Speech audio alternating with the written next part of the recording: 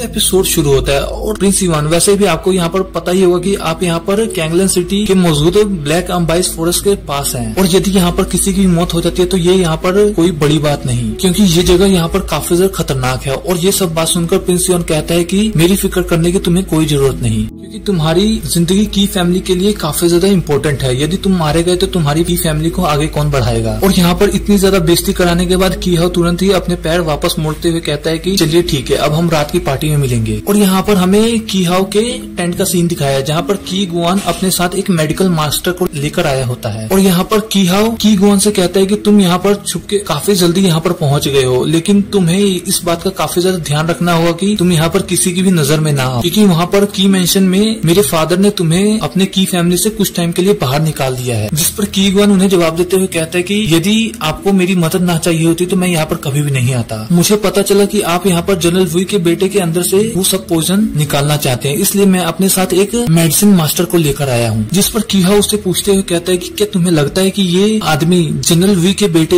We Bing की body से Poisson remove कर पाएगा? और यदि एक बार ऐसा हो जाता है तो ये हमारे लिए काफी ज्यादा बढ़िया बात होगी, क्योंकि इसके बाद जनरल वुई हमारा ही साथ देंगे। जिस पर की गुआन उन्हें जवाब देते हुए कहता है कि हाँ, ये बात तो बिल्कुल सही है, क्योंकि यहाँ पर ये मेडिसिन मास्टर यहाँ पर पोइजन प्यूरिफिकेशन में काफी ज्यादा अच्छा है। और ये सब सुनकर की हाओ काफी ज्यादा खुश होता है और कहता है कि अब लगता है कि प्रिंस इवान अब मेरे यहाँ तो काफी ज्यादा बीतने वाला है। और यहाँ पर इसके बाद हमें शाम की पार्टी का सीन दिखाया जाता है जहाँ पर वाइन पीने का एक छोटा सा प्रोग्राम हो रहा होता है और यहाँ पर दोनों आर्मी के सोल्जर्स भी एक दूसरे के साथ फाइट करके अपनी पावर को दिखाने की कोशिश कर रहे थे। और यहाँ पर मिस विकिंग तुरंत ही प्रिंस इवान को कहती है कि मुझे लगता है कि तुम यहाँ पर काफी ज्यादा लड़कियों के शौकीन हो, इसलिए तुम हमेशा अपने साथ 2 खूबसूरत सी लड़कियां लेकर घूमते हो। और मिस विकिंग के मुंह से ये सब बात सुनकर मिस यूवी को काफी ज्यादा गुस्सा आ जाता है और वो तुरंत ही अपनी जगह पर खड़े होकर अपनी पावर को अनलीश करने लगती है और उनसे कहती है कि मिस विकिंग, आप यहाँ पर एक लेडी होकर आप हमारे बारे में ऐसे बात कैसे कर सकती हैं? क्या आपको सच में ऐसे लगता है कि हम दोनों ऐसी लड़कियां हैं? और यहाँ पर मिस विकिंग को मिस यूवी की पावर को देखकर काफी ज्यादा हैरानी होती है कि वो इतनी ज्यादा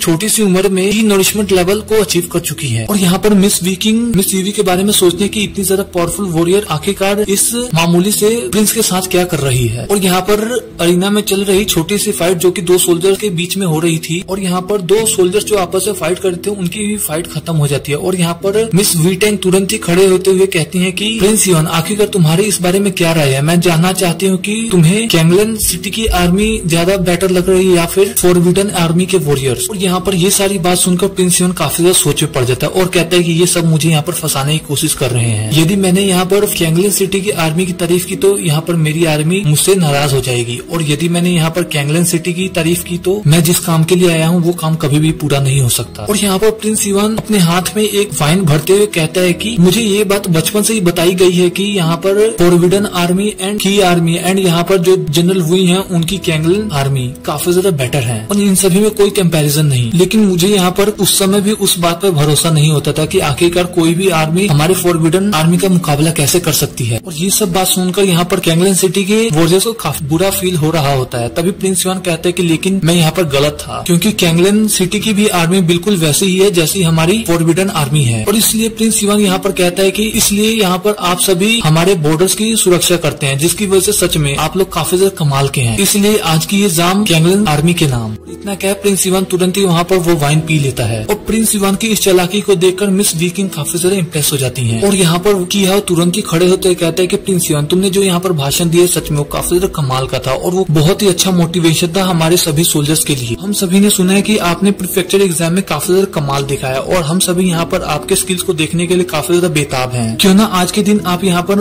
अपने सभी स्किल्स को दिखाएं। और की हाओ के मुंह से ये सब बात सुनकर वहाँ पर जितने भी सोल्जर्स होते हैं वो सभी प्रिंस इवान को इसके लिए अप्रिशिएट करने लगते हैं। और यहाँ पर मिस विकिंग की हाओ को ये सब करने से रोकने के लिए खड़ी होती है, तभी वहाँ पर मिस टैंग ने तुरंत ही उन्हें मना कर दिया। और यहाँ पर की हाओ प्रिंस इवान से कहता है कि हमने आपके बारे में काफी ज्यादा तारीफें सुन रखी हैं, जिसकी वजह से आप हमें यहाँ पर अपने कुछ स्किल्स को दिखा सकते हैं। और ये सब बात सुनकर यहाँ पर कमांडर लोग तुरंत ही खड़े होते हुए आगे बढ़ते हुए कहते हैं कि यहाँ पर प्रिंस इवान ने काफी ज्यादा लंबा सफर तय किया है, जिसकी वजह से वो यहाँ पर काफी ज्यादा थके हुए हैं। ये काम हम यहाँ पर कुछ और दिन के बाद कर सकते हैं। और यहाँ पर की हाओ चालाकी से कहता है कि वैसे भी यहाँ पर इन सभी सोल्जर्स के बीच में आपका जो स्टेटस है वो सच में काफी ज्यादा कमाल का है और इनका कोई मुकाबला नहीं। और की हाओ के मुंह से ये सब बात सुनकर वहाँ पर जितने भी सोल्जर्स होते हैं उन्हें काफी ज्यादा बुरा लगता है और उन सभी को ऐसा लग रहा होता है कि प्रिंस इवान यहाँ पर अपनी पावर्स को दिखाते हुए काफी ज्यादा शो ऑफ करेंगे। और यहाँ पर प्रिंस इवान की हाओ की सारी चालाकी को समझ जाता है और यहाँ पर प्रिंस इवान कहता है कि चलो ठीक है, यदि आप सभी का यही हुक्म है तो मैं आप सभी का ये हुक्म मानने के लिए तैयार हूँ। और प्रिंस इवान जैसे ही कहता है वहाँ पर तुरंत ही कैंगलन सिटी का एक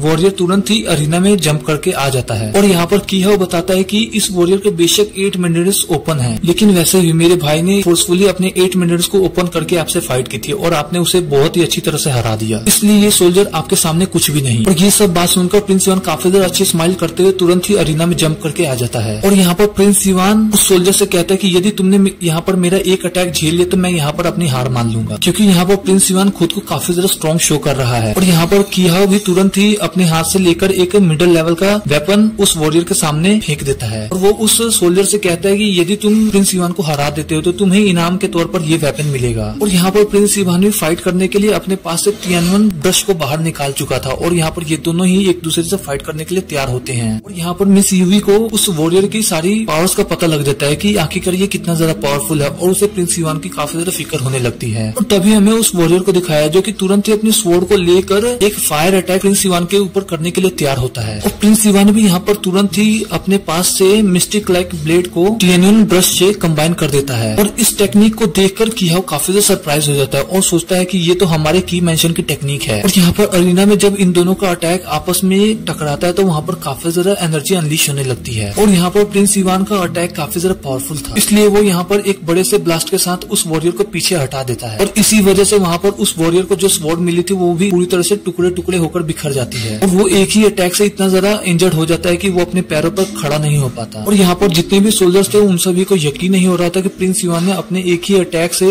8 मिनट्स ओपन हुए वॉरियर को काफी आसानी से हरा दिया। और यहाँ पर मिस वीकिंग भी अब प्रिंस इवान के बारे में थोड़ा अच्छा सोचने लगती है। और यहाँ पर प्रिंस इवान की जीत से कीहाओ को काफी ज्यादा गुस्सा आ रहा होता है, क्योंकि उसका जितना भी प्लान था वो सब यहाँ पर चौपट हो जाता है। और यहाँ पर बाहर की तरफ यही सभी चल रहा होता है, तभी हमें जनरल वी को दिखाया जो कि अपने बेटे बी विंग के साथ होते हैं, जिसकी बॉडी में मौजूद पॉइजन की वजह से उसे काफी ज्यादा तकलीफ हो रही होती है। और वो जल्दी से चिल्लाते हुए कहते हैं कि जल्दी से कीहाओ को बुलाकर लेकर आओ, उसने जिस मेडिसिन मास्टर के बारे में बात की थी मैं उससे अपने बेटे को ठीक करा सकता हूँ। और उसके बाद वो सर्वेंट तुरंत ही कीहाओ को बुलाने के लिए वहाँ से चला जाता है। और उसके बाद हमें जनरल वी को दिखाया जाता है और वो सोचते हैं कि जाओ किंग, यदि तुम वहाँ पर काफी ज्यादा जल्दी आ जाते तो मुझे सब कुछ अकेले झेलना ना पड़ता और यहाँ पर मेरी बॉडी में पॉइजन ना आता, क्योंकि उस पॉइजन को मैं तो झेल सकता हूँ लेकिन मेरे बच्चे नहीं झेल सकते। और उसी पॉइजन की वजह से मेरे बेटे को इतनी ज्यादा तकलीफ झेलनी पड़ी। और यहाँ पर वो जाओकिंग से माफी मांगते हुए कहते हैं कि मुझे माफ कर देना, मुझे यहाँ पर कोई ना कोई चॉइस तो लेनी ही होगी, क्योंकि आज के दिन यहाँ पर कीहाओ ने जिस मेडिसिन मास्टर को लेकर आया है, यदि वो मेरे बेटे के बॉडी से सक्सेसफुली पॉइजन को बाहर निकाल देता है तो मुझे की मेंशन का साथ देना होगा और उसके बाद मैं तुमसे माफी मांगने के अलावा और कुछ नहीं कर सकता। और इसी के साथ हमारा ये एपिसोड यहीं पे खत्म हो जाता है। तो मिलते हैं आपको नेक्स्ट वीडियो में, तब तक आप सभी एक दूसरे का ख्याल रखें।